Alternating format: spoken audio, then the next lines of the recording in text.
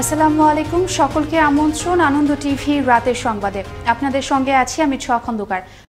গাজীপুরে পরিবেশ বিষয়ক সচেতনতা তৈরির লক্ষ্যে গাজীপুরে গঠন করা হলো এনভায়রনমেন্ট ক্লাব। মঙ্গলবার দুপুরে পরিবেশ অধিদপ্তরের গাজীপুর জেলা কার্যালয়ের উদ্যোগে মহানগরের ছায়াবীথি এলাকায় গাজীপুর মেট্রোপলিটন কলেজে এ ক্লাব গঠন করা হয়। গাজীপুর মেট্রোপলিটন কলেজের অধ্যক্ষ শরীফুল ইসলামের সভাপতিত্বে প্রধান অতিথি হিসেবে উপস্থিত ছিলেন গাজীপুর পরিবেশ অধিদপ্তরের উপপরিচালক আব্দুস সালাম সরকার। চুয়াডাঙ্গা পৌরসভা নির্বাচনে নৌকা প্রতীক নিয়ে মেয়র নির্বাচিত হলেন আওয়ামী লীগ মনোনীত প্রার্থী জাহাঙ্গীর আলম। 22,339টি ভোট পেয়ে নির্বাচিত হন তিনি। তার নিকটতম স্বতন্ত্র প্রার্থী মজিবুল হক মালিক পেয়েছেন 7,657 ভোট। বিএনপি প্রার্থী সিরাজুল ইসলাম মনি ধানের শীষ প্রতীক নিয়ে পেয়েছেন 6,056 ভোট। ঢাকার ধামরাই পৌরসভা নির্বাচনে মেয়র পদে জয়ী হলেন আওয়ামী লীগ মনোনীত প্রার্থী গোলাম কবির মোল্লা। নৌকা প্রতীকে 23,110 ভোট পেয়ে বেসরকারিভাবে নির্বাচিত হয়েছেন তিনি। তার নিকটতম বিএনপি প্রার্থী দেওয়ান নাজিম উদ্দিন মঞ্জু ধানের শীষ প্রতীকে পেয়েছেন 1,503 ভোট। বাংলাদেশ বেসরকারি শিক্ষা প্রতিষ্ঠান তৃতীয় শ্রেণী কর্মচারী পরিষদের 5 দফা দাবি আদায়ের লক্ষ্যে জামালপুরের ইসলামপুরে ও সরিষাবাড়িতে অনুষ্ঠিত হল মানববন্ধন। মঙ্গলবার উপজেলা পরিষদ চত্বরে বাংলাদেশ বেসরকারি শিক্ষা প্রতিষ্ঠান তৃতীয় শ্রেণী কর্মচারী পরিষদ ইসলামপুর শাখার আয়োজনে ঘণ্টাব্যাপী এ মানববন্ধন অনুষ্ঠিত হয়। 28 ডিসেম্বর দিনাজপুরের ফুলবাড়ী পৌরসভার নির্বাচনে স্বতন্ত্র প্রার্থী মাহমুদ আলম লিটন গাছ প্রতীক নিয়ে 7,750 ভোট পেয়ে বেসরকারিভাবে নির্বাচিত হয়েছেন।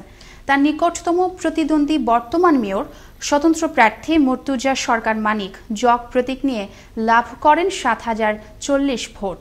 এছাড়া ক্ষমতাসীন আওয়ামী লীগের মনোনীত মেয়র প্রার্থী খাজা মঈনুদ্দিন নৌকা প্রতীক নিয়ে পেয়েছেন 3,460 ভোট। কুষ্টিয়ার খোকসা পৌরসভা নির্বাচনে ইভিএম পদ্ধতিতে সুষ্ঠুভাবে ভোট গ্রহণ সম্পূর্ণ হয়।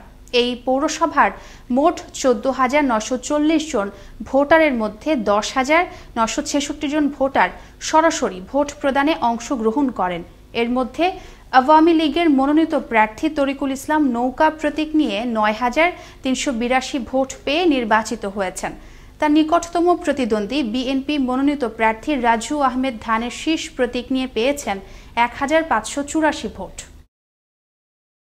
ময়মনসিংহের ত্রিশালে নিজের জমি উদ্ধার করতে গিয়ে স্থানীয় চেয়ারম্যানের হামলার শিকার হলেন শহীদুল্লাহ নামের এক প্রবাসী যুবক।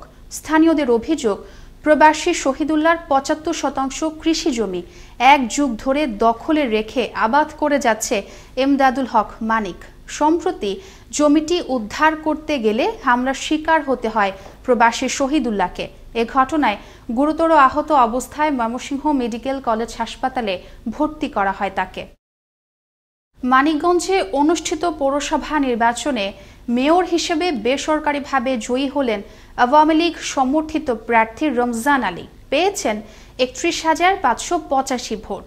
তার প্রতিদ্বন্দ্বী প্রার্থী বিএনপির ধানের শীষ প্রতীকের আতাউর রহমান আতা পেয়েছেন 2,334 ভোট। এবার কৃষি সংবাদ।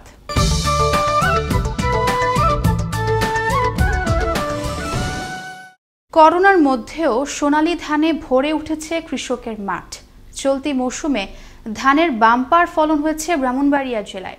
গত কয়েক বছর ধরে উৎপাদিত ধানের কাঙ্ক্ষিত মূল্য না পেলেও এবার ফলন ও বাজার দর ভালো থাকায় কৃষকের মুখে তৃপ্তির হাসি। ব্রাহ্মণবাড়িয়া জেলা প্রতিনিধি মনির হোসেন টিপুর প্রতিবেদনে আরও জানাচ্ছেন তরিকুল ইসলাম। চলতি মৌসুমে ব্রাহ্মণবাড়িয়ায় রোপা আমনের আবাদ ও উৎপাদনের লক্ষ্যমাত্রা দুটি অর্জিত হয়েছে। এবছর কৃষি বিভাগ থেকে রোপা আমন আবাদের লক্ষ্যমাত্রা 50,310 হেক্টর জমি নির্ধারণ করা হলেও আবাদ হয়েছে 50,009 হেক্টর জমিতে। উৎপাদিত ধান থেকে চাল হবে 1,42,800 মেট্রিক টন। কৃষকরা জানিয়েছে ভালো ফসলের পাশাপাশি এবার বাজার দরও ভালো। পাইকাররা সরাসরি জমিতে এসেই ধান কিনেছে। গত কয়েক বছর প্রতিমন ধান 5 থেকে 600 টাকা বিক্রি হলেও এবারের চিত্র সম্পূর্ণ বিপরীত। প্রতিমন কাঁচা ধান প্রকারভেদে 900 থেকে 1,050 টাকায় বিক্রি হচ্ছে। সরকার সরাসরি কৃষকদের কাছ থেকে ধান কেনায় মধ্যস্বত্বভোগীদের দূরত্ব কমায় লাভবান হচ্ছে কৃষকরা। এছাড়া বন্যায় সামান্য ক্ষতি হলেও তা সার্বিক উৎপাদনে কোনো প্রভাব ফেলেনি। আমরা এবার ধান খুব ভালো হয়েছে, বাম্পার ফসল হয়েছে। আমরা আমাদের সরকারের ভালো যে রেট দিয়েছে আমরা খুব খুশি।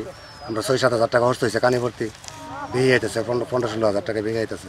ফসল মোটামুটি একটা ভালো হয়েছে, আর বিশেষ করে হলো কানি প্রতি 10-12 মন করে হয়েছে। মোটামুটি ভালোই ধান পাইছি, আমরা ধান পাওয়া নিয়ে আমরা খুশি। সরকার কৃষকদের কাছ থেকে সরাসরি ধান কেনায় বাজারে এর প্রভাব পড়েছে বলে মনে করেন কৃষি বিভাগের এই কর্মকর্তা। সরকার যে পলিসি নিয়েছিল ধান সংগ্রহের, এই পলিসির একটা গুড ইম্প্যাক্ট পড়েছে এবং আমরা আশা করছি কৃষকরা লাভবান হবে এবং তারা ধানের আবাদ সুন্দরভাবে করবে। সরকারের নেওয়া বিভিন্ন উদ্যোগ কৃষকদের মাঝে ধান চাষের আগ্রহ আরও বাড়িয়ে তুলবে, এমনটাই প্রত্যাশা সকলের। তরিকুল ইসলাম, আনন্দ টিভি, ন্যাশনাল ডেস্ক। এই ছিল এখনকার মতো। করোনা থেকে আপনি এবং আপনার পরিবারকে সুরক্ষায় রাখতে সরকারি নির্দেশনা মেনে চলুন। আনন্দ টিভির সর্বশেষ সংবাদ এবং বিনোদন সবার আগে দেখতে ভিজিট করুন www.facebook.com/AnondoTVBD এই পেজে। ধন্যবাদ সকলকে, শুভরাত্রি।